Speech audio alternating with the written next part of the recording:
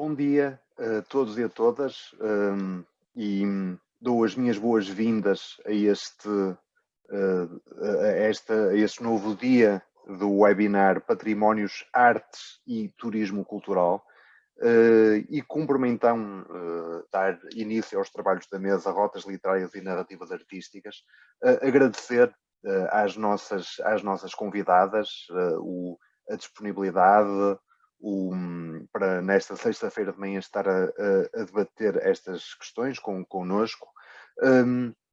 Eu vou passar a palavra à primeira interveniente de hoje, é a professora Clara Sarmento, do Instituto Politécnico do Porto, é professora coordenadora, investigadora premiada, dedica-se principalmente como foco de investigação à área da cultura portuguesa, e é investigador no Centro de Estudos Interculturais do Politécnico do Porto. Falar-nos lá então de representações e discursos do barco moliceiro, metáforas da arte em perpétuo movimento. Muito obrigado desde logo pela disponibilidade e passo então a palavra. Muito obrigada, bom dia a todos e todas, agradeço imenso o vosso sempre honroso convite, que tenho tanto gosto em aceitar.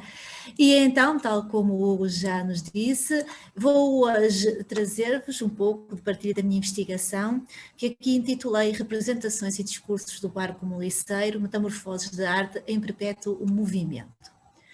O barco moliceiro, vou partilhar aqui. O barco moliceiro da Ria de Aveiro e os seus painéis pintados e legendados, e prestamos atenção para o facto de todas as embarcações terem sempre 4 painéis e 4 legendas diferentes entre si, dizia-vos que o barco moliceiro da Ria de Aveiro e seus painéis pintados e legendados mobilizam uma inesperada forma de expressão artística do coletivo popular. É arte pública, criada pela comunidade e para a comunidade, livre e móvel por natureza, com um referencial e um alcance tão local quanto global. Os painéis do barco moliceiro dão voz às representações, às reivindicações, às sátiras, às preocupações, às crenças e às causas da comunidade, tanto na atualidade democratizada, tantas vezes democratizada pela força dos mídias, como no passado, ainda tão recente, de isolamento e de censura, quando até o Estado Novo se sentiu na necessidade de supervisionar esta forma móvel e por isso incontrolável de expressão popular, que foi sujeita a uma censura efetiva, à transcrição das legendas e à descrição dos painéis junto das autoridades portuárias nos anos mais complexos da censura do Estado Novo entre 1957 e 1964. Veja-se por isso a força destas expressões de arte popular. A recolha e o estudo que tenho realizado ao longo de quase 3 décadas de trabalho de campo levou-me a recolher cerca de 500 painéis, imagens, legendas e ajudaram-me a confirmar a existência de 5 grupos principais de imagens e de inscrições que aqui vos proponho com as várias subcategorias. Em termos de categorias gerais, proponho os painéis jocosos, religiosos, sociais, históricos e lúdicos, como veem, com diversas subcategorizações. Mas hoje vou privilegiar os painéis sociais que abordam temas ligados à celebração do património local, património tanto natural como cultural, porque o moliceiro transformou-se no mais eficiente arauto do seu ecossistema, numa ação local, mas orientada pelo consumo global, dentro do contexto turístico que atualmente, como sabemos, domina a região da Ria de Aveiro. A comunidade moliceira da Ria de Aveiro insere-se criticamente num espaço e num tempo, e assim ilustra e legenda os painéis do moliceiro, fazendo deles representações tão literárias quanto artísticas das suas práticas, discursos e itinerários. O moliceiro olha-se ao espelho, moliceiro barco, objeto, e também moliceiro barqueiro, pessoa. E como podemos ver nesta imagem, que temos a representação não só do moliceiro barco, mas também dos moliceiros agentes de todo o trabalho da Ria. E nesta mise en abîme vemos representada a própria faina e os seus atores, e também vimos referidas as condições ecológicas do seu campo de ação, a Ria de Aveiro.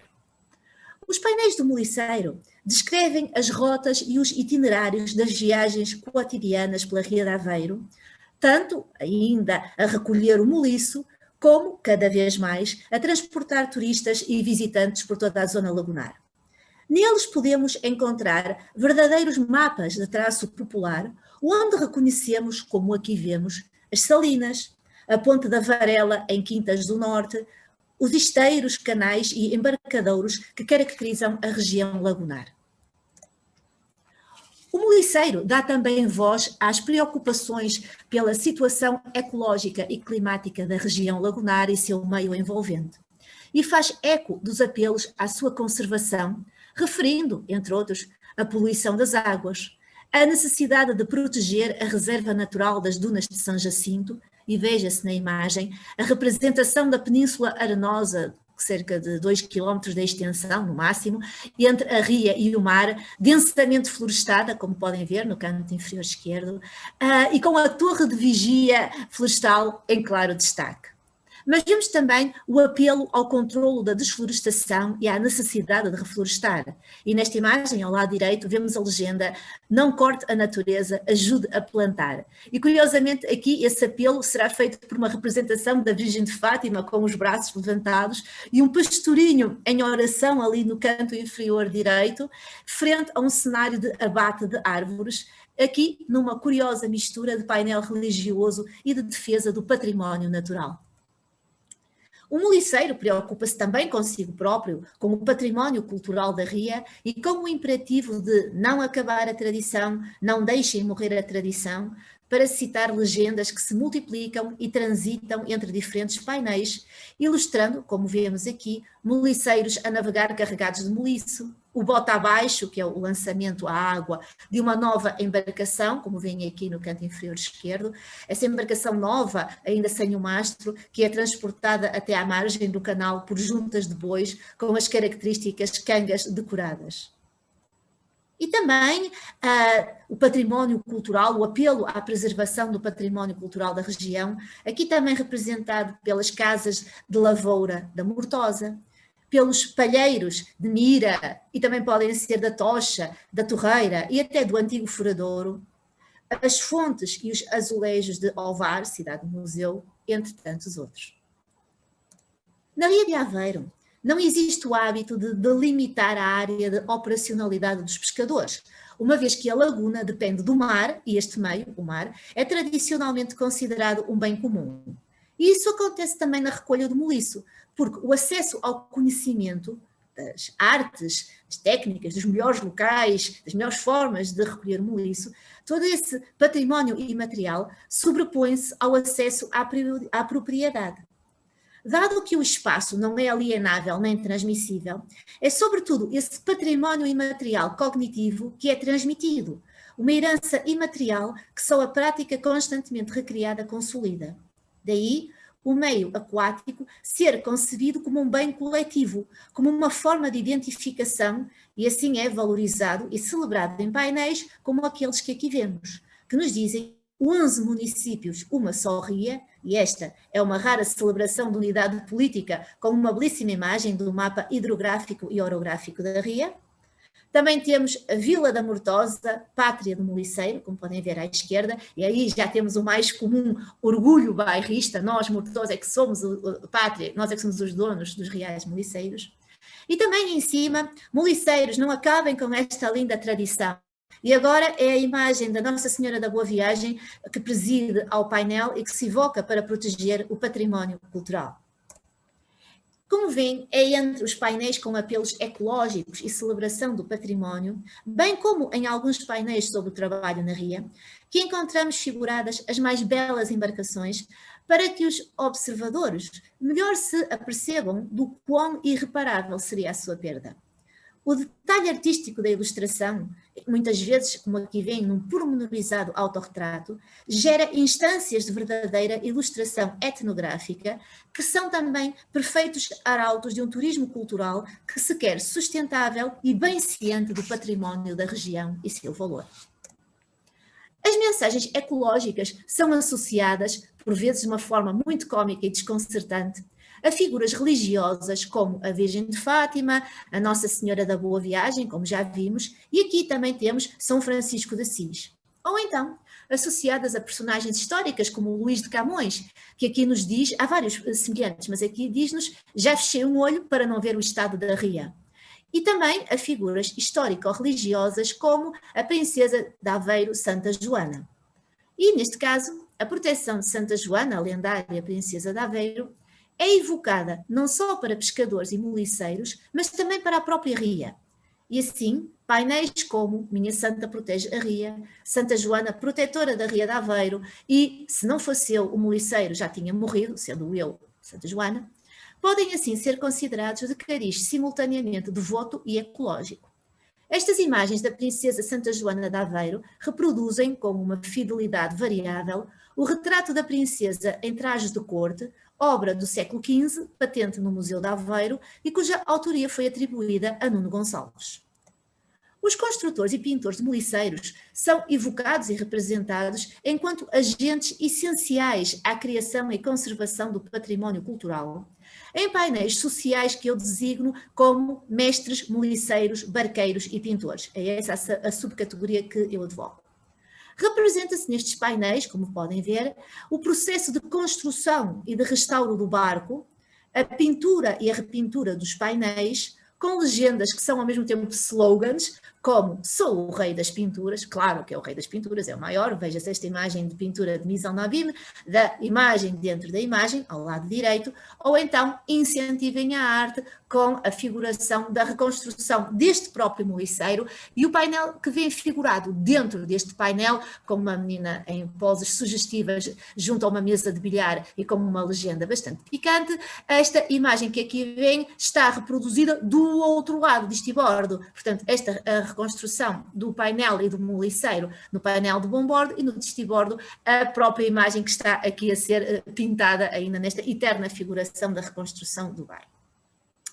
Se antes da representatividade e do valor artístico das suas embarcações, os construtores, pintores e proprietários de moliceiros exploram a estética inerente à embarcação, que está, como sabemos, na base da sua recuperação, da sua conservação e exploração lucrativa, claro, no contexto do setor atual do turismo. E estes exemplos que aqui temos celebram grandes mestres locais e que merecem uma detalhada descrição. De um lado temos respeitar a tradição, num painel com uma segunda legenda no seu interior, que diz, em homenagem a Mestre Lamego, numa cuidadosa caligrafia, sob o retrato perfeito de Manuel Maria Gonçalves Lamego, célebre moliceiro, entre uma coroa de louros, sobreposto a uma paisagem da ria, com moliceiro, é claro. Do outro lado, à direita, temos uma mensagem de esperança: vou-te devolver a juventude. E é uma cena inédita, porque temos a imagem da proa do moliceiro que ostenta na realidade este painel, com a decoração anterior. Não é que se está a fazer neste momento e é que vai existir de futuro, é a anterior decoração ainda, que é um retrato de homem com a legenda Manuel Rito, e veja-se que, neste caso, aqui figurado, o moliceiro está ainda visivelmente degradado e escurado. Não faltam nele, na imagem interna, a matrícula A2040M e o nome João Manuel. De pé, sobre o coberto da proa, vemos o mestre empunhando o machado, fazendo menção de iniciar o seu trabalho de restauro. Este painel de proa termina com a legenda interna: construído Mestre Agostinho Tavares, 1985, reconstruído Mestre António Esteves, 2001, num pergaminho que podem ver está encimado por flores e que traça o historial da própria embarcação e dos seus painéis. Toda esta missão de celebração do património cultural fora já encetada pelas autoridades locais nos anos 50 do século XX, por motivos turísticos e económicos, claro, mas também ideológicos, no contexto do processo de folclorização da cultura popular portuguesa, enquanto símbolo dos brandos costumes, do bom povo português, tal país orgulhosamente só, entre tantos outros chavões, felizmente, do passado. E aqui vemos a entrega do primeiro prémio a mestre Joaquim Raimundo, no segundo concurso de proas de barcos moliceiros, encenado em Aveiro em 1955. O primeiro tinha sido em março de 1954, mas não temos imagens. E temos também aqui outro testemunho fotográfico, depois de 1962, do concurso de proas de 17 de abril, com 4 moliceiros a concurso de proas de barcos moliceiros, que então foi também organizado, magnífico testemunho já a cores, felizmente. Na atualidade, Os concursos de painéis de moliceiros, que ainda persistem, surgem integrados em diversas, quase que diria inúmeras regatas e festividades um pouco por toda a Ria de Aveiro, principalmente na época estival, e privilegiam os painéis que abordam temas ligados, claro, à celebração do património local, principalmente quando são ilustrados com atraentes imagens de embarcações e de paisagens lacustres, como aquela que aqui se oferece. O barco moliceiro transformou-se assim no mais eficiente arauto do seu próprio valor artístico e patrimonial, atuando em eventos de tradição mais ou menos recente, sempre inventada ou reinventada, porque todas estas tradições celebratórias do barco moliceiro são apenas e só para além da década de 50 do século XX, portanto, tradições recentes e inventadas, e são também dirigidos preferencialmente para o consumo externo, numa lógica de pleno setor terciário, de lazer, de turismo, de fruição da cultura enquanto bem de consumo. Existe uma clara relação direta entre os painéis do moliceiro e todos os intervenientes nos eventos que o celebram. Vemos a representação efetiva dos momentos festivos, dos dançarinos, dos foguetes, das regatas, dos folgazões, dos ranchos, dos romeiros, dos construtores e demais agentes que aqui vimos, radicando na representação meta-referencial do próprio barco moliceiro. E assim podemos concluir dizendo que os textos icónicos e escritos patentes em cada embarcação criam uma peculiar gramática local, que cruza o global e o local, na sua divulgação patrimonial, na sua sátira social e no seu ativismo ambiental. São, por isso, práticas culturais únicas, tão sociais quanto políticas, que compõem o roteiro literário e artístico das incessantes viagens da comunidade moliceira por toda a Ria de Aveiro. Muito obrigada pela vossa atenção e vou agora parar a partilha da minha comunicação, que está desde já ao vosso inteiro dispor. Muito obrigado. Para além da interessante e penetrante comunicação, o sonho de qualquer moderador, o respeito pelo tempo,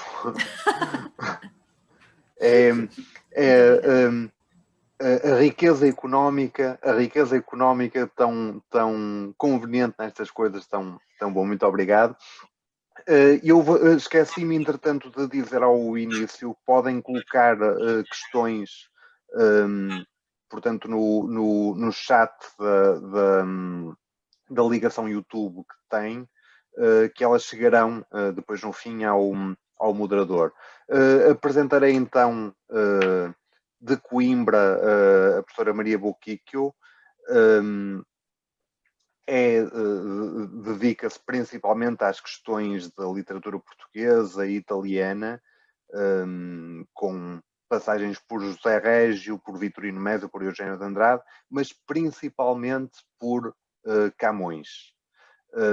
É, aliás, investigadora no Centro de Estudos Camonianos e vem falar precisamente de Camões, uma geopoética portuguesa. E passo-lhe então a palavra.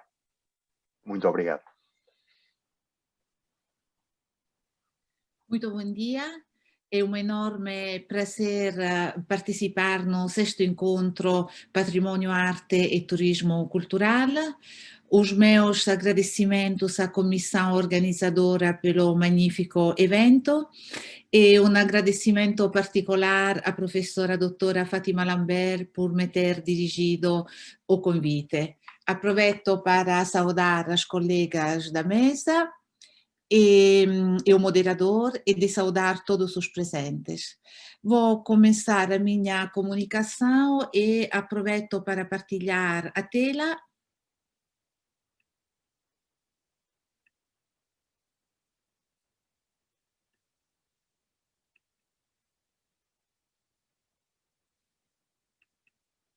Ok, então vamos ver. Não estou conseguindo partilhar, ok? Muito bem. Ok. A presente comunicação procura contribuir para definir e caracterizar uma cartografia geopoética de representação da identidade portuguesa através da sua geografia física e humana, no cruzamento do espaço temporal daquilo que é o percurso literário do que se produziu em Portugal no século XVI. Escolhi para esta comunicação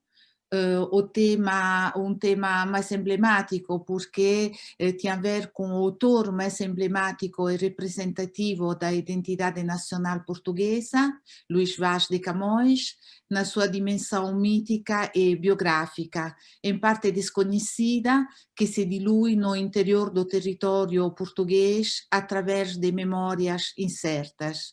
Procurerei, portanto, repercorrer a vida e a obra camoniana a partir do território português, uma viagem das memórias populares do poeta em Vilar de Nantes até a sua partida pelo Oriente. Será uma viagem que tenta de repercorrer a vida quase ignorada de Camões, que significa reinventar a paisagem e o território que a Renascença trouxe até a nossa modernidade.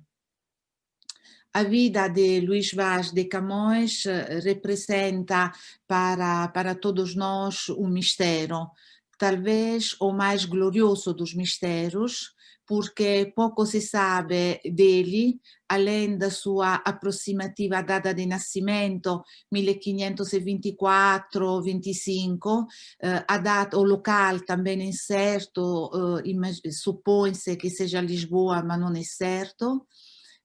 Camões aparece em raríssimos documentos oficiais. Na verdade, encontramos pistas da sua partida para a Índia, uma disputa, a prisão, e, claro, encontramos referências na sua obra literária, seja na épica que na lírica. Uma das primeiras biografias raras biografias sobre a vida de Luís de Camões data de 1624, quase 44 anos após a morte de Camões, e foi realizada pelo cônego Manuel Severin de Faria. Vivia-se numa época de verdadeiras manias biográficas.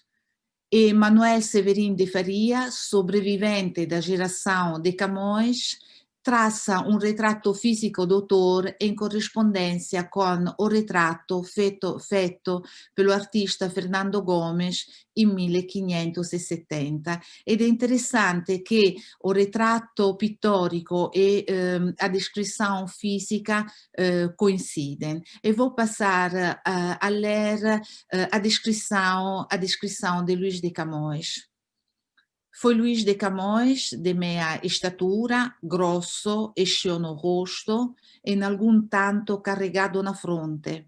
Tinha o nariz comprido, levantado no meio e grosso na ponta. Affeiava-o notevolmente a falta d'olio diretto, sendo mancebo, teve cabello tão loiro che attirava a açafroado. Ainda que não era gracioso na aparência, era na conversação muito fácil, alegre e decidor, como se vê em seus motes e esparsas, posto que já sobre idade deu algum tanto em melancólico. Essa é a descrição de Luís de Camões, e nós sabemos que da documentação arquivísticas, sabemos que Luís de Camões é filho de um fidalgo galego da Casa Real. O nome do pai de Luís de Camões é Simão Vaz de Camões, que veio para Portugal em 1530. Casou com Ana de Sá de Macedo, que pertencia à família dos Macedos de Santarém.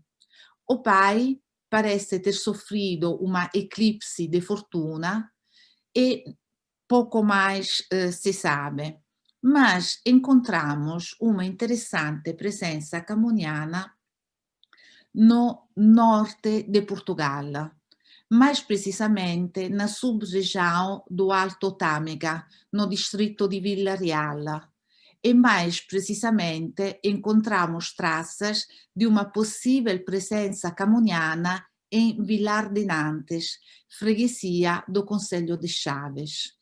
Neste lugar encontra-se a casa onde supostamente os pais de Luís de Camões teriam vivido, segundo a tradição popular que se mantém viva até os nossos dias.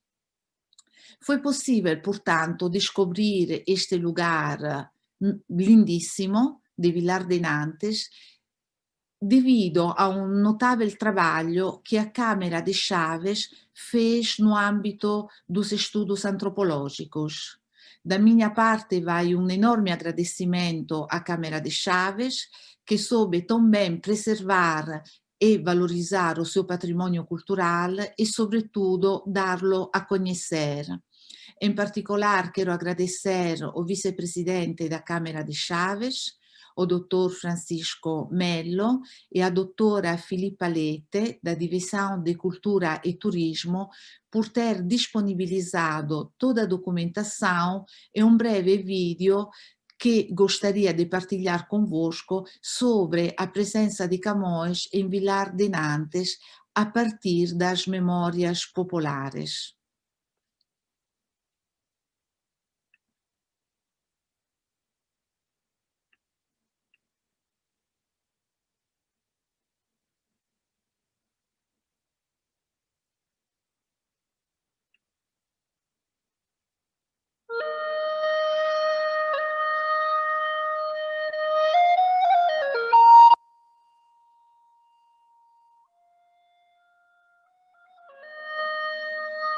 Há histórias ou lendas que nos dizem que o pai veio para aqui por qualquer tipo de imposição da altura do reino, por mau comportamento dele.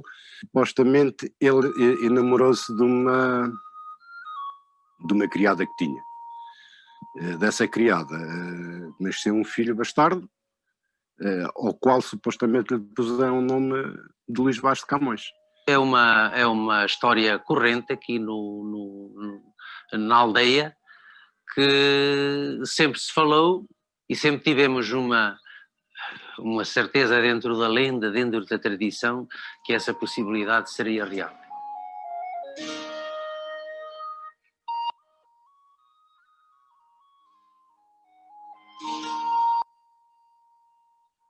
A nossa convicção é que realmente ele pelo menos esteve cá. É uma realidade e não se fala. Nós afirmamos. Neste momento, a tradição nesta aldeia normalmente passa de gerações em gerações esses conhecimentos. A verdade é que sempre reclamamos para nós a naturalidade de Camões, e até alguns há quem digam que também era porcareiro. E penso que toda a gente da minha geração cresceu, no mínimo, a ouvir efetivamente que em Vilar de Nantes tínhamos a casa de Camões. Mantém-se essa tradição e fazem jus que essa se mantenha. Portanto, Camões será sempre de Vilar de Nantes.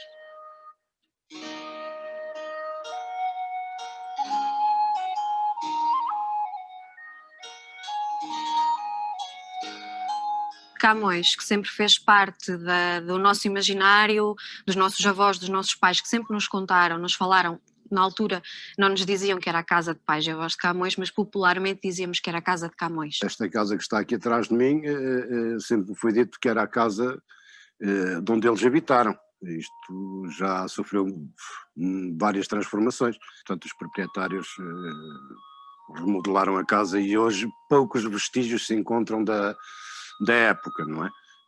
Nos tempos atrás, à volta de 60 anos atrás, era mais visível a construção, que era muito diferente.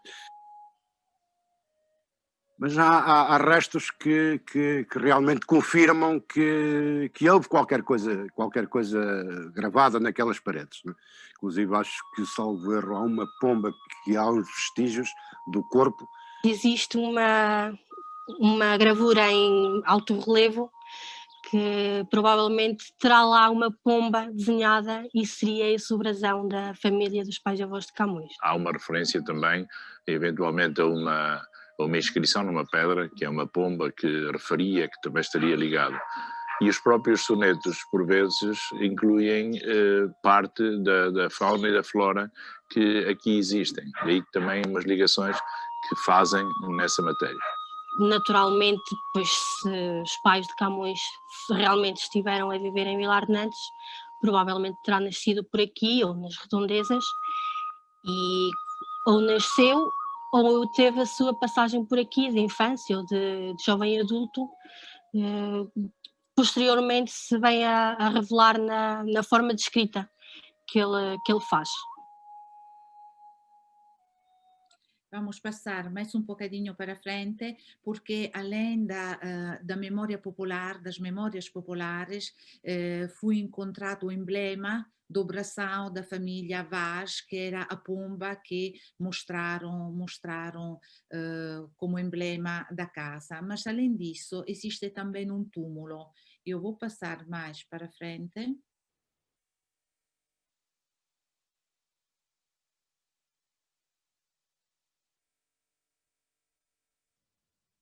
Ok. Luís Vaz de Camões. Há uma suposta lápide que diz que tem essas mesmas inscrições, portanto, da família Vaz. O que nos leva a crer mesmo que algum elemento da família, pelo menos, esteve aqui na nossa aldeia. Aquilo que eu me recordo, tínhamos um túmulo aqui que tinha inclusivamente umas letras inscritas na própria pedra, no granito, que dizia Vaz. Com o decorrer dos tempos, tudo isto tem sofrido muitas alterações, tem sofrido obras, tem sofrido limpezas muito grandes e, como tal, torna-se mais difícil. Em todo o caso, isso é uma das ideias que nós aqui no povo temos, na nossa aldeia, de que um destes túmulos seria pelo menos da família de Vaz de Camões. Poderíamos realmente estar aqui, sobre o Camões é muito perto dele. De fatto è un interessantissimo documentario che non podemos ovviamente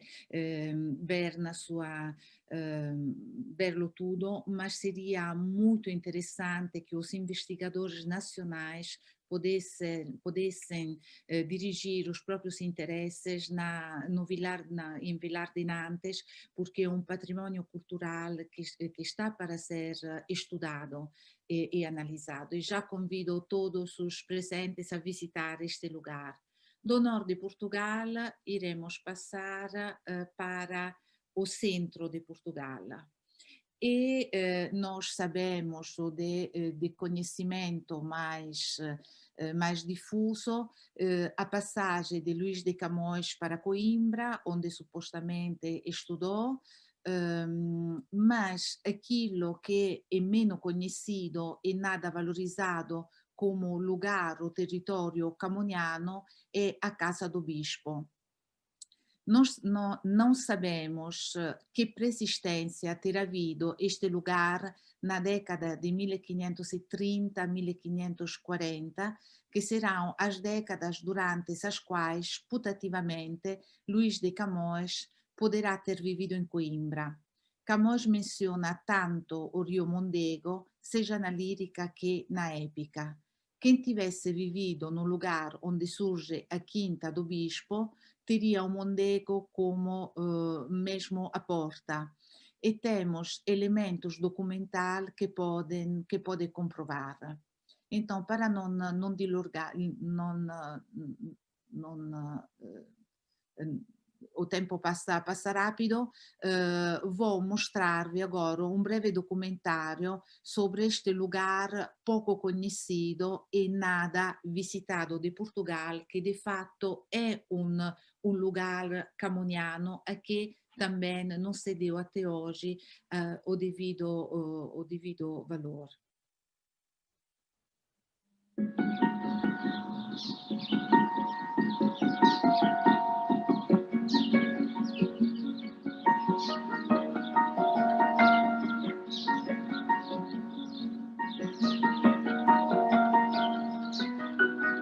casa que nós temos aqui atrás de nós, a Casa do Bispo, foi construída em finais do século XVI, inícios do século XVII, pelo Bispo João Mendes de Távora, o Bispo de Coimbra, que se estabeleceu aqui como sua casa de veraneio. Não sabemos que pré-existências terá havido aqui na década de 1530, 1540, que será as décadas durante as quais putativamente Luís de Camões terá vivido ou poderá ter vivido aqui em Coimbra. Camões menciona o Mondego abundantes vezes, tanto na épica como na lírica, e menciona-o de tal forma que parece ter vivido em primeira pessoa esse apelo pelo Mondego.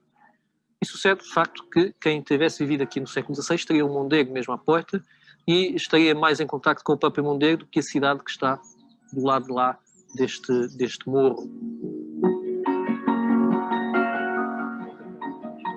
Isto aqui as formigas. No século XVI, praticamente até ao início da Idade Contemporânea, a maior parte da população não deixava vestígio documental nenhum. E Luís de Camões é um desses casos. Não há nenhum documento que comprove onde Luís de Camões nasceu, não há nenhum documento que comprove onde é que ele residiu, não há nenhum contrato de arrendamento em nome de Luís de Camões, nem nenhum título de propriedade em nome de Luís de Camões, mas o que há documentos, isso sim, são documentos que comprovam que o tio de Luís de Camões, Bento de Camões, terá sido feito chanceler da Universidade de Coimbra em 1537, justamente quando a Universidade de Lisboa deixou de Lisboa e veio para Coimbra. Foi em 1537 que a Universidade voltou a Coimbra e o tio de Camões foi quem teve o encargo como chanceler dessa nova universidade. E é também, ao mesmo tempo, o abade do Mosteiro de Santa Cruz, que tinha uma das mais importantes, se não a mais importante, biblioteca nacional. Nós também sabemos, documentalmente, que Camões terá sido aio, terá servido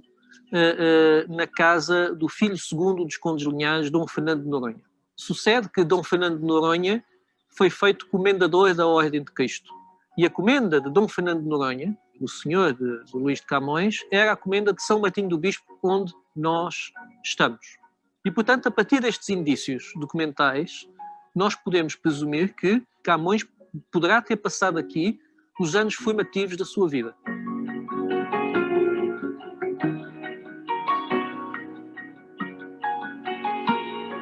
No século XIX há a desamortização dos bens da Igreja e em 1887 esta mesma propriedade agrícola passa a servir a Escola Central de Agricultura. A partir da década de 80, a Escola Superior integra o Politécnico de Coimbra.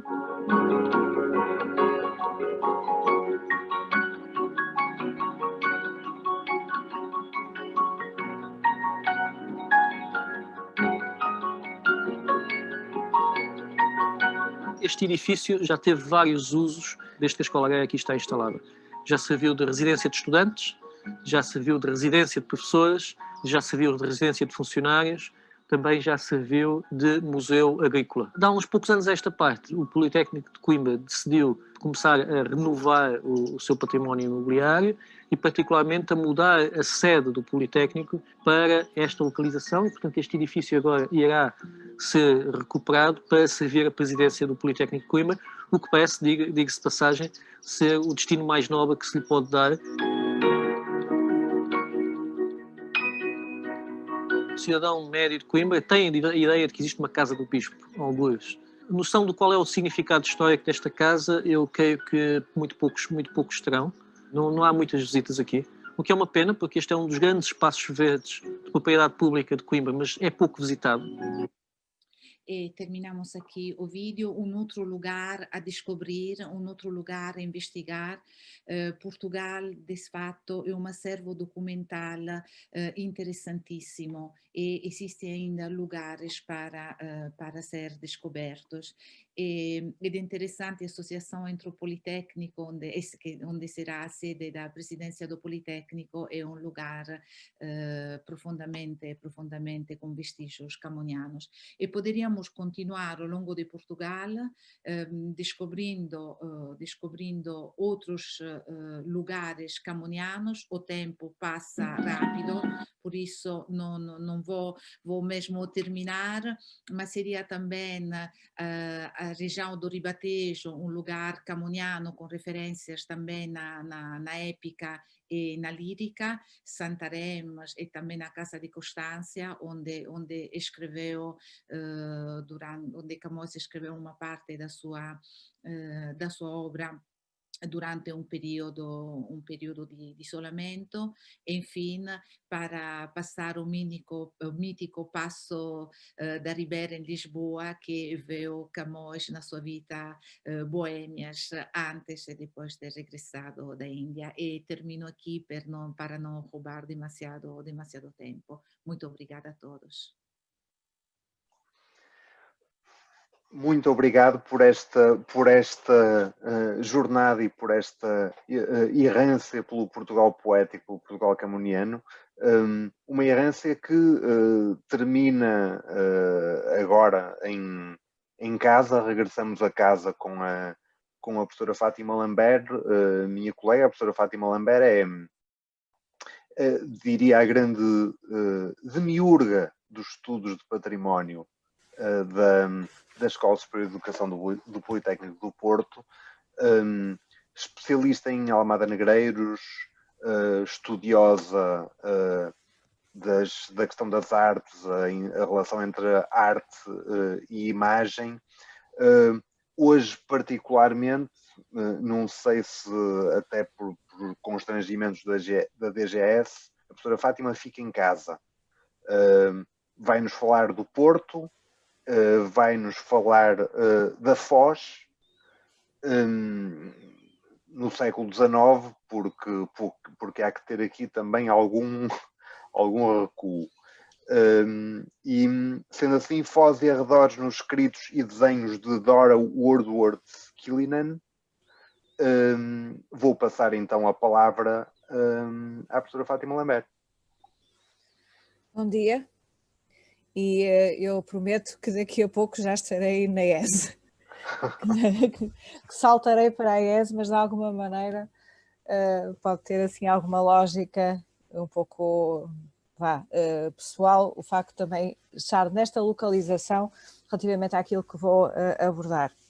Enfim, eu saúdo o moderador, as minhas colegas de mesa e todas aquelas pessoas que estão a tornar possível este webinar e assim a equipa dos nossos alunos que está na sala do INED, no edifício da Biblioteca da ES, no campus da Asprela, e saudando também todos aqueles que estejam a ouvir e que estejam de boa saúde. Enfim, normalmente as pessoas pensam e associam muito às questões da arte contemporânea. É assim um estigma que, como alguns colegas sabem, parece que pesa sobre a minha cabeça e que de alguma maneira eu estaria quase que a atraiçoar as minhas tradições filosóficas. Enfim, e nos últimos anos exatamente a questão começou, estas minhas pesquisas relacionadas, portanto, com os artistas viajantes, com aqueles artistas que, para além depois de registarem nos seus cadernos, nos seus notebooks, aquilo que sejam as impressões de paisagem, mas que também, em alguns casos, eram pessoas que publicavam os textos, as suas impressões, algumas mais diarísticas, outras mais abarcando quase que um pensamento filosófico, para além do estético, antropológico, consoante os destinos.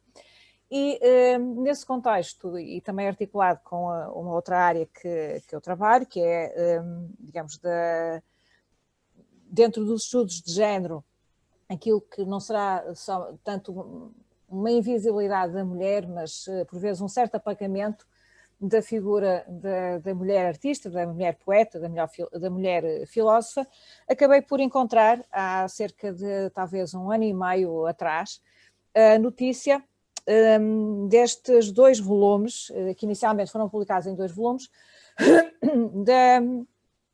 testemunhando aquilo que teria sido a passagem da filha do grande poeta, e eu estou a dizer isto, da filha do grande poeta, não é por acaso, e que foi também mulher de um outro poeta, não tão conhecido quanto William Wordsworth, mas realmente com uma presença muito significativa na literatura inglesa, e aqui há quase que uma coincidência, porque Edward Killian, o marido de Dorothy Wordsworth, foi tradutor dos Lusíadas de Camões, portanto, na primeira metade do século XVIII. Por isso, há aqui um salto relativamente àquilo um link, por assim dizer, relativamente àquilo que foi abordado na comunicação anterior da Maria Boquicchio. Ora bem, Dorothy, assim como Sarah Coleridge, são duas filhas de grandes poetas do romantismo inglês e, por motivos de saúde, para, digamos, abreviar, Dorothy tinha uma tuberculose. Aliás, ela vai falecer em 1847, muito jovem. Ela tinha nascido em 1804, depois de ter vindo exatamente para o Porto, mais concretamente para a zona da Foz do Douro, para tentar encontrar um pouco de melhorias para a sua saúde. Pronto, como se sabe, outros poetas, caso de António Nobre, décadas mais tarde, também por aqui veio procurar minorar os seus males, mas na realidade havia uma outra razão para Dorothy também se ter dirigido para esta zona de Portugal, porque Edward Killian era nascido no Porto, de uma família, portanto, irlandesa, que já estava radicada aqui desde finais do século XVIII e ligada, portanto, ao comércio de vinhos. Eu peço desculpa, mas eu tenho que tirar daqui um gato. Peço desculpa. Pronto, e como algumas pessoas sabem, os meus gatos são gordos, 7,5 kg, e não devem estar a gostar de ouvir-me falar de algo que não sejam eles próprios, porque basicamente sabem que desde que iniciou o Covid, os gatos têm a certeza que nós somos escravos deles. Já tinham suspeitas, agora têm certezas.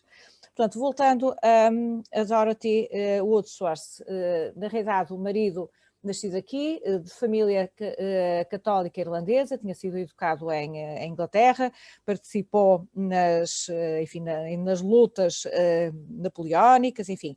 E o cunhado, John Thomas Quillinan, ou João Tomás, como por vezes também aparece, nomeadamente mencionado em alguns almanaques dos anos relacionados com a estadia de Dora aqui no Porto, e foi esse que prioritariamente eu fui consultar, ou seja, o período da estadia dela aqui no Porto inicia-se sensivelmente em maio de 1845, ela sai de Southampton, em 3 dias de viagem chega ao Porto, do Porto dirige-se para aquilo que ela designa como sendo a aldeia da Foz, e terá, de alguma maneira, ficado alojada numa zona que, portanto, se situará dentro daquilo que eu tenho estado a tentar identificar e com as restrições de movimentação que todos temos aos sábados e domingos a partir da 13h, porque realmente quis reconstituir um pouco aquilo que pudessem ser as localizações. Ou seja, ela terá ficado, no caso aqui da Foz, portanto aqui tem uma imagem, ela terá ficado sensivelmente na zona que está próxima à igreja de São João da Foz. Eventualmente poderá essa casa do cunhado do John Thomas Quillinan estar, digamos, situada entre... bem, primeiro está certamente a uma cota superior àquela que é da igreja de São João da Foz. E já vão perceber isso, que não tem exclusivamente a ver com os livros os 2 volumes do jornal, desculpem, dos diários da viagem a Portugal, mas porque, entretanto, quer dizer, na Wordsworth Collection, eu consegui, aqui há uns meses atrás, realmente aceder a cerca de 34 desenhos e esquiços que Dora teria feito exatamente durante essa sua visita e permanência no Porto. Ora bem, aparecem referências muito diretas, JTQ são as iniciais do cunhado, que era mais novo do que Edward, e há várias tomadas de vista, vá lá, que depois, na realidade, essa foi uma das minhas metodologias, tentar mapear e colocar-me eu naquilo que tenha sido o lugar de observadora da Dora Wordsworth. Portanto, foi assim quase que obsessivo. Eu procurei, na medida do possível, realmente fui calcorreando toda esta zona aqui da Foz Velha, pronto, de alguma maneira que são lugares bastante familiares, mas o mais extraordinário, pronto, é que obviamente estamos a décadas, muitas décadas de diferença, mas foi possível, por exemplo, em alguns casos, e não somente na Foz, portanto ela desenvolveu trajetos em redor pela orla marítima, aliás há notícia nos diários e ela assume que muitas vezes suscitou a curiosidade por parte das pessoas que estavam, dos populares, porque andava a cavalo e realmente calcorreava, muitas vezes percebe-se que com o marido ou com pessoas amigas, mas também estamos a pensar, portanto, em 1845, ela foi até, por exemplo, à Capela da Boa Nova. E eu fazia aqui um pequeno parênteses, porque realmente eu não tenho as mesmas capacidades de síntese que talvez que as minhas colegas anteriores, mas aquilo que efetivamente não seja dito... Fátima, avisam-me que tens que ter.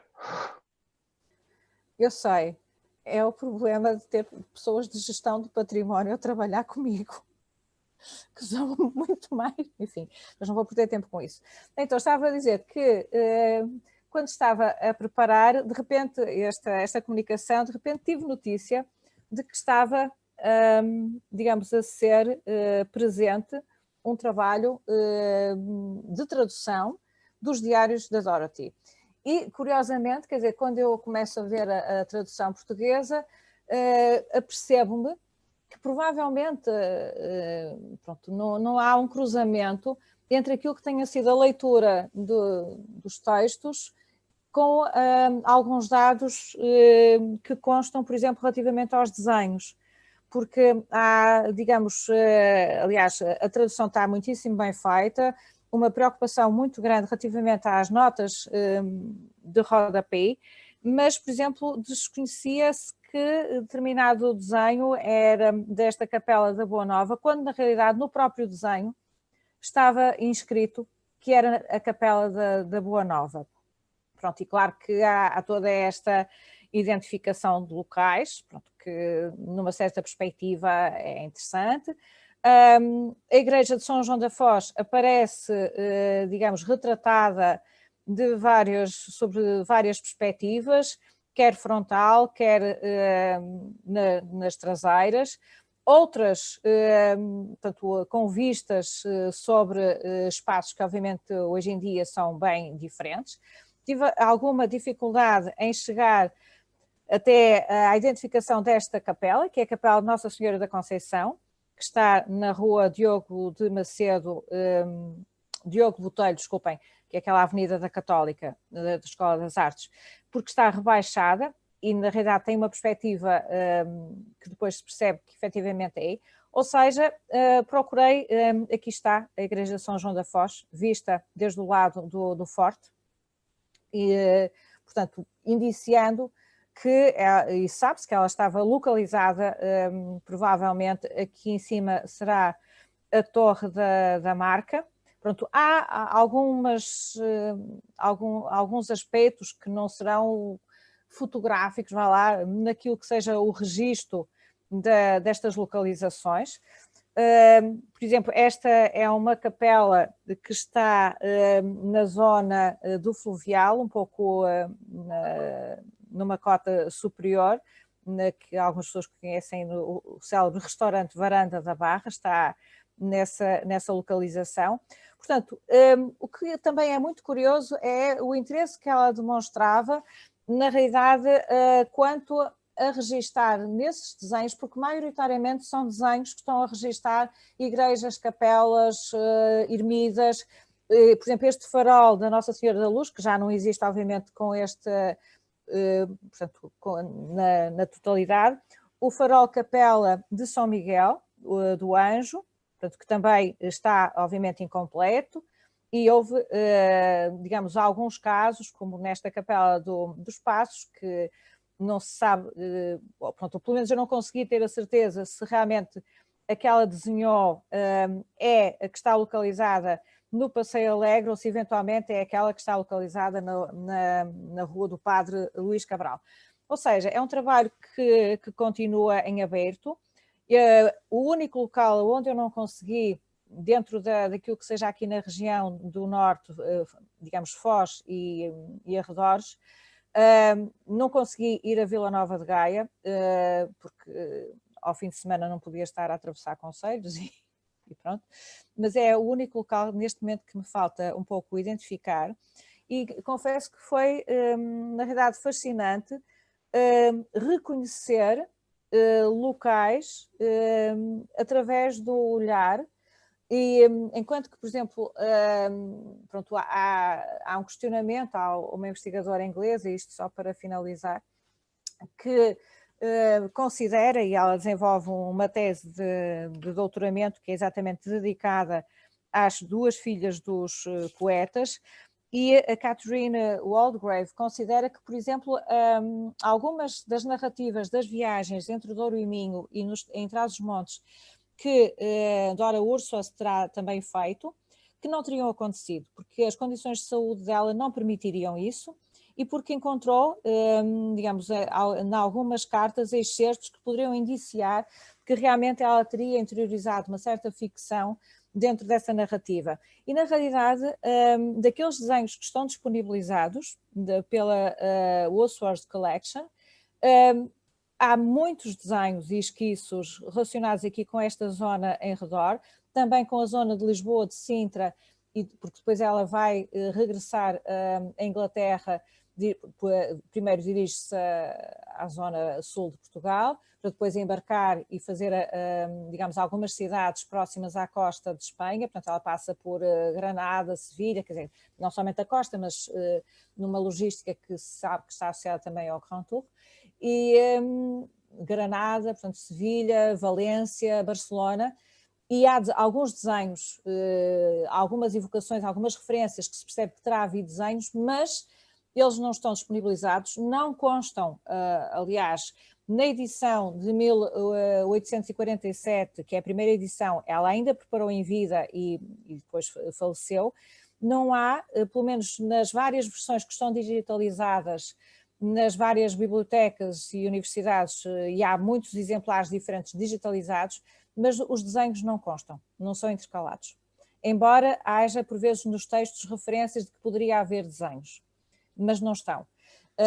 Enfim, é assim digamos, um enigma que me foi suscitado, sobretudo a partir do momento em que eu consegui aceder a estes desenhos.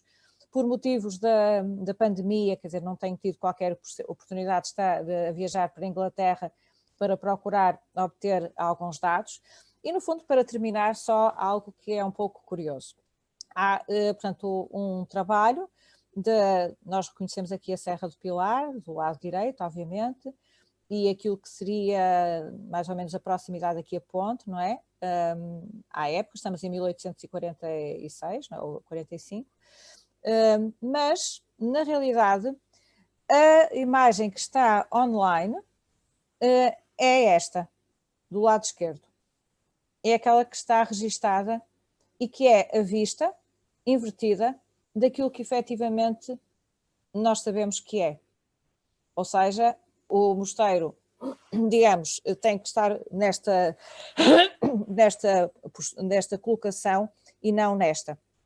Enfim, penso que ainda muito haverá para quem tenha interesse de trabalhar estas questões e, no fundo, é um reencontro, portanto, com locais que nós conhecemos, que são emblemáticos e que, em alguns casos, é um pouco assustador, porque há evidências de proximidade. Por exemplo, algo assim fantástico foi quando de repente eu descobri que este local era o Senhor do Padrão, em Matosinhos, porque na realidade alguns desenhos não têm, alguns têm com lapsos, Oraca em vez de Praça das Virtudes, não é? Portanto, enfim, mas é redescobrir, por assim dizer, estes sítios, estes locais no Porto, através, portanto, de um olhar que nunca, penso que nunca se ficou, digamos, domesticada pela doença ou portanto, por uma lassidão que pudesse estar implícita a essa doença, mas que sempre, na realidade, procurou apropriar-se o mais possível daquilo que fosse, portanto, a envolvência e conseguindo transmiti-la realmente e perpetuá-la até nós. Portanto, esta é a listagem que está, tem aqui o weblink para quem possa estar interessado. Portanto, sabe-se que há muitos mais desenhos para além destes, não sei quantos é que eventualmente haverá mais relacionados com esta presença dela aqui na nossa zona mais imediatamente. E enfim, se quiserem aguardem os próximos episódios, quando o Covid permitir, e depois terei todo o gosto em os partilhar de novo convosco. Muito obrigada.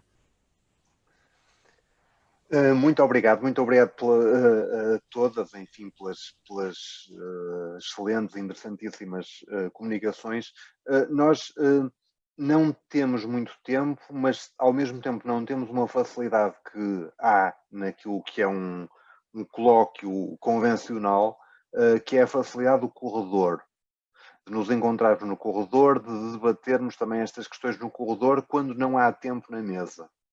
De maneira que eu vou propor aqui uma espécie de meio termo e com a informalidade do corredor, talvez perguntar, por exemplo, tinha uma questão para a professora Clara Sarmento acerca desta relação também, por um lado, entre o Moliceiro, hoje como digamos um objeto turístico também e de património, mas ao mesmo tempo um local de trabalho, né? Do qual achei muito interessante o modo como hoje é também tela de reivindicação social. E uma das questões que eu gostaria de perguntar é se a iniciativa, ao fim e ao cabo, para colocar essas imagens de reivindicação ambiental, etc., nos Moliceiros, se tem algum tipo de organização coletiva por trás, ou se partem de iniciativas individuais, ou seja, há uma apropriação de um coletivo perante este instrumento que é o Moliceiro, ou foi algo que por isso simplesmente aconteceu. Já agora, até que ponto é que ainda se nota essa ligação entre arte e trabalho neste contexto? O coletivo vem de uma comunidade, de comunidades pequenas, muito unidas, onde a transmissão da ideologia se torna facilitada na vivência cotidiana do trabalho. É esse o coletivo que podemos falar. Não há um coletivo organizado para além do contexto imediato do trabalho cotidiano. E quando o proprietário, o construtor do Moliceiro, pinta o seu barco ou chama algum entendido local da arte para o pintar, dá-lhe liberdade criativa, trocam ideias acerca das temáticas a abordar e depois o pintor vai reproduzir as preocupações do momento que são ecoadas pela comunidade. E temos desde a questão ambiental, que hoje em dia tem um grande protagonismo, a preservação do património, de que todos estão cientes, independentemente do seu grau de escolaridade, pois sabem que é este património cultural, material e imaterial que está a patrocinar todo o desenvolvimento do turismo na região de Aveiro. Também há todas as preocupações de índole mais ocioso, como as questões do futebol, do clube local, dos mundiais e dos europeus de futebol, e depois toda aquela democratização do conhecimento que os mídias nos trouxeram. Quando eu falo dos mídias, refiro-me à televisão, que é a mais democrática das formas de nivelamento social e quiçá até de ascensão em alguns casos. E nesse particular da televisão, os temas mais discutidos pela comunidade, no café local, nas praças, são também levados para a figuração do Moliceiro. Curiosamente, posso-vos indicar, não fez agora parte desta comunicação, mas quando da apoteose dos reality shows em Portugal, também eles foram figurados nos painéis de Moliceiro, já para não mencionar peças televisivas que tiveram um grande impacto no momento, e como era nesse momento que o Moliceiro estava a ser pintado, ou a sua pintura ou repintura estava a ser negociada, também esses documentários, essas peças noticiosas foram trazidas para a sua figuração. Estou-me a recordar assim de repente, quando o Pinto da Costa e o Rui Rio, ainda na altura Presidente da Câmara do Porto, tiveram uma muito conhecida e popularizada luta política na cena pública, também isso foi figurado no Moliceiro. Quando António Guterres largou Portugal para ir para a União Europeia, para as Nações Unidas, também esse momento de não sei para onde me vir, estou-me a lembrar de um painel assim, também esse momento foi figurado com uma caricatura de Guterres com várias direções possíveis, como um catavento e uma rosa dos ventos, que dizia Nações Unidas, Europa, Portugal. Também quando há alguns anos atrás houve um escândalo, um alegado escândalo de diamantes da África, envolvendo Mário Soares e algumas potências africanas, também foi figurado. Estou-me a recordar assim de memória de alguns momentos políticos e como é que a comunidade, não há nenhuma organização política nem social por trás disso, é apenas a comunidade que assiste, que discute estas questões que passam pela televisão e que depois no momento de pintar estes temas são evocados porque interessam à comunidade e porque são uma forma de exprimir a sua opinião que de outra forma não pode ser veiculada. Não têm acesso, não podem comunicar as suas opiniões, as suas preocupações políticas, neste caso, as suas sátiras até, não têm quaisquer outros meios de expressão organizados, portanto, se temos este meio público, quase que esta rede social para exprimir as nossas preocupações, vamos fazer uso dela. E assim temos essa organização natural, por assim dizer, da comunidade que se exprime no seu mídia. É quase, isto é uma rede social móvel e pintada, não é? Escrita, é quase como um Facebook a navegar na ria, e que exprime preocupações e atores que naquele momento são extremamente relevantes, mas que, se for preciso, passados 6 meses, já quando uma nova pintura, já foram plenamente esquecidos. Por isso é que o painel é repintado. Bem. Muito bem. Não estou a ouvir, Hugo. Não estou... sim, diga. Vou aproveitar a falta de tempo para tentar juntar aqui, numa mesma questão, uma questão que tinha para a professora Maria Boquicchio e para a professora Fátima Lambert. Acho que qualquer leitor, por superficial que seja, de Camões, ou qualquer leitor, por superficial que seja, de Almada Negreiros, por exemplo, se lembra hoje particularmente de um célebre verso em que se acusa a pátria que deixou Camões morrer à fome, que hoje enche a barriga de Camões. Ou seja, é inevitável ouvir também, naquilo que é a viagem camoniana que faz, aquilo que é alguma disputa que há ou que haverá em torno dos lugares camonianos hoje. Até que ponto é que este era realmente um lugar de Camões, até que ponto é que... Portanto, a minha questão é se assistiu também naquilo que foi o seu périplo a essa disputa, ou seja, lugares que disputassem de alguma maneira essa pertença camoniana, até que ponto é que essa disputa cultural, ao fim e ao cabo, foi também motivo no seu percurso e na sua investigação. À Fátima também perguntar o modo como esta apropriação dos espaços, muitas das vezes do Porto, por pessoas que não eram originários do Porto e que ocupam também, digamos, algum tipo de posição e de estatuto social que não é de alguma maneira comum. Até que ponto é que este olhar sobre o Porto, por um lado, é o mesmo olhar de um artista portuense, por outro lado, até que ponto é que este olhar, que apesar de tudo é um olhar que vem de fora, reabilita ou reestetiza ou estetiza lugares do Porto que, digamos, para outras pessoas não seriam momentos ou contextos ou lugares estetizáveis. estas duas questões simultâneas para não ser desastrado.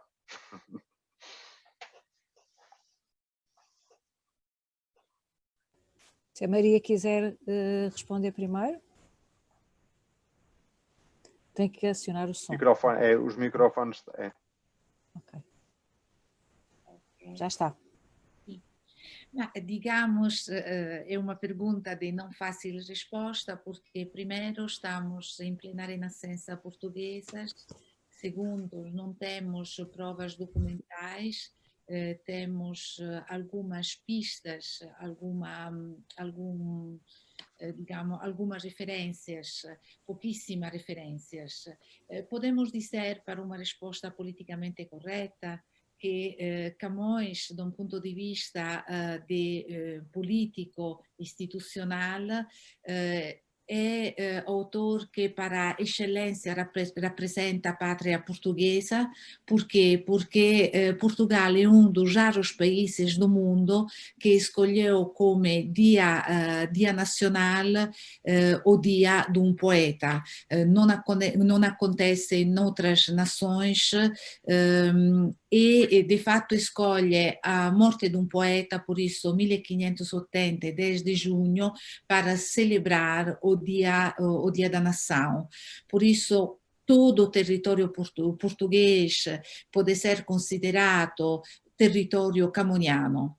Ed è verdade che através das provas documentais que temos hoje em dia, nós podemos, a partir da Galiza e por isso da fronteira da Vilar de Nantes, onde existem de fato as provas documentais da presença, de fato muito ainda é preciso estudar, temos vestígios, mas agora será necessário investigar e estudar a partir do norte de Portugal, passando para o centro, onde temos uma maior documentação em Coimbra, porque em Coimbra terá feito seus estudos e tem vestígios devido também a um tio conhecido que teve um poder institucional importante em Coimbra, até depois passar para o Ribatejo, que é a região da mãe de Camões, região, zona de Santarém, e depois Casa de Constância e Lisboa, digamos, um bocado de todo o percurso no Portugal de hoje, onde temos vestígios que a Renascença nos deixou. Depende de nós ir à procura, investigar e tentar de saber cada vez mais.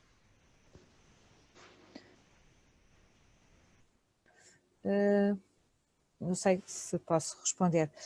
Então, a intenção da Dora, ao escrever este diário, era exatamente desmitificar e desconstruir a imagem que em Inglaterra os seus conterrâneos tinham de Portugal.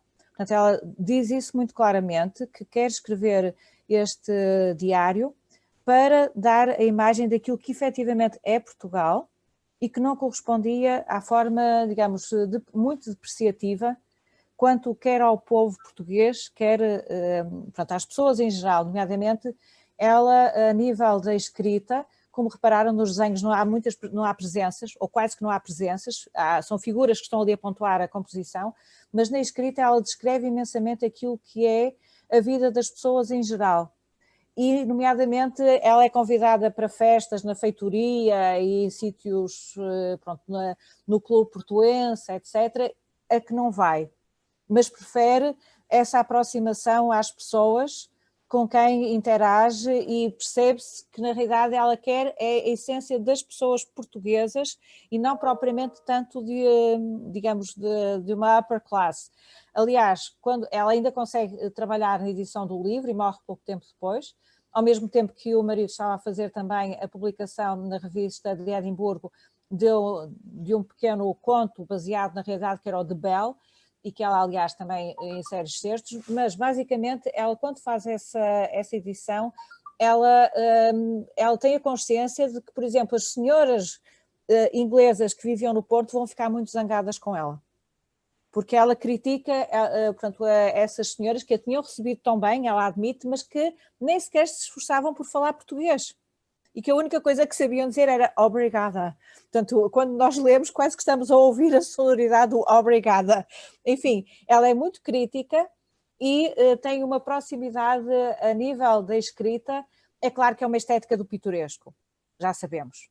Mas há essa procura realmente de, digamos, é claro que é uma upper class, sim. Aliás, como há muitas outras mulheres viajantes também, muitas, quer dizer, mais do que aquelas que eventualmente se pode pensar no Porto do século XIX, mas esta é mais acutilante. Ela toma isso como missão, desmistificar, mostrar aquilo que seja verdadeiramente o português para limpar, entre aspas, aquilo que era o construto, o representamen dos portugueses em Inglaterra. Como nós sabemos, não é propriamente muito edificante, ou não era, por estes tempos. Muito bem, muito haveria a dizer, enfim, mas em posições do tempo eu agradeço muito às palestrantes, não sei se tem este nome neste registro telemático a que hoje estamos obrigadas e obrigados. De qualquer das formas, muito agradeço, peço desculpa em meu nome único e pessoal à organização pelas distrações do tempo. De qualquer das formas, esta boa culpa é das palestrantes, é bom distrairmos pelas melhores razões. Muito obrigado a todas e a todos. Muito obrigada. Muita saúde. Muita saúde. Saúde. Tchau. Obrigada.